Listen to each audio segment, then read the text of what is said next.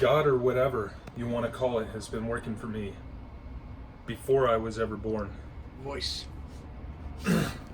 Dad was court-martialed in the Air Force, having been told that going to prison for a long time for something he never did.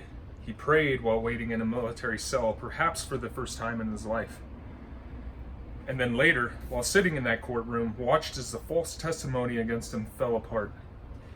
He even says that the hairs on the back of his neck stood up as he felt the presence and the power of God, like so much electricity in the courtroom that day, as if to say, watch and be amazed at what I can accomplish.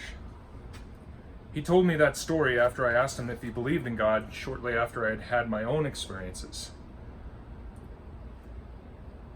Dad met my mom in the Air Force, divorced her when I was 2, had no more children, and then placed me in Virginia's foster care system when I was 5 years old. For reasons I don't have time to get into here. I was in and out of the foster care system, bumping around from school to school, home to home, for most of the formative years of my life. I was even placed in special education classes, or special ed, as it was called back then, and worked my way back to being in mainstream classes. I was in and out of... this would become a kind of trend where I would face great adversity time and time again.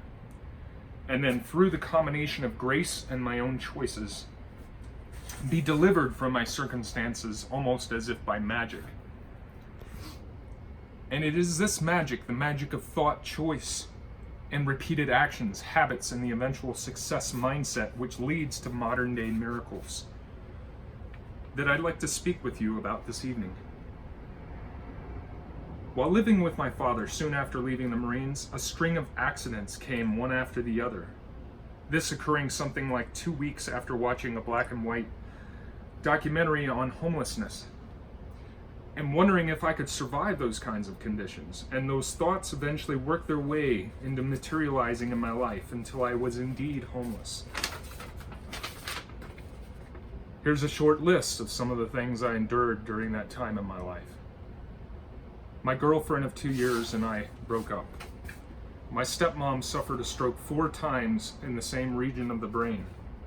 My dad came down with multiple sclerosis. He got worse and worse until he could no longer walk.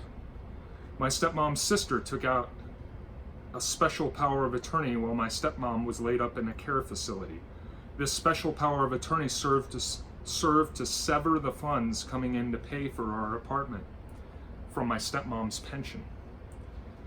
I was fired from my job and many jobs thereafter. We had to vacate the apartment and I squatted there illegally while I tried to figure out what to do next.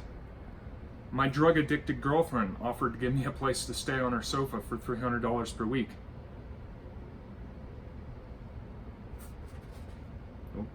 While her newest boy,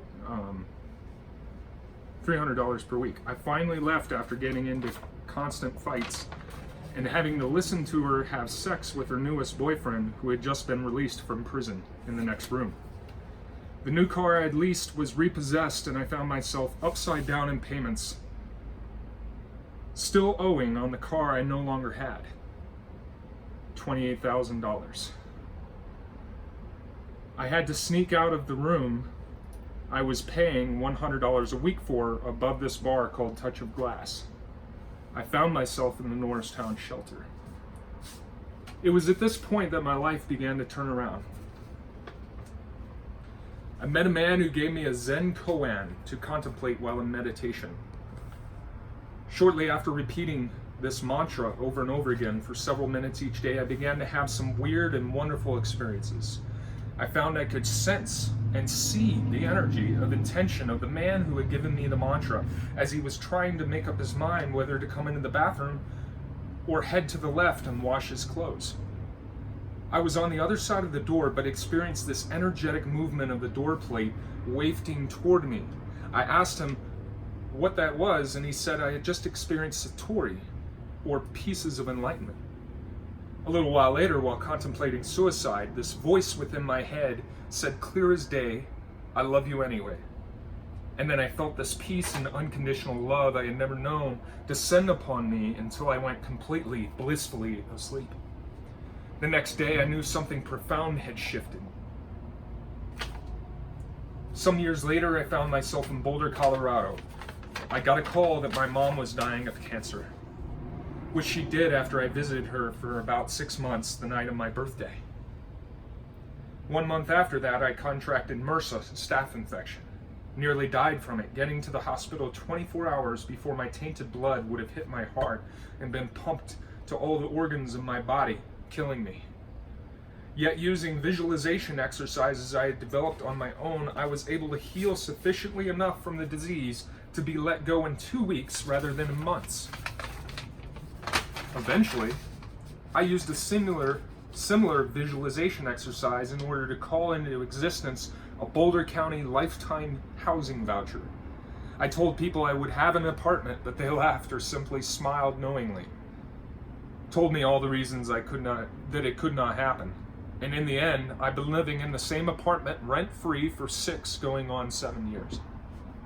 I've learned that I can move a piece of tin foil balanced on a needle under a glass vase from at least 20 feet away.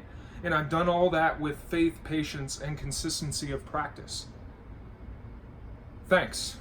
Have a good night and be well. And remember, anything is possible with the power, intelligence, grace of a higher power.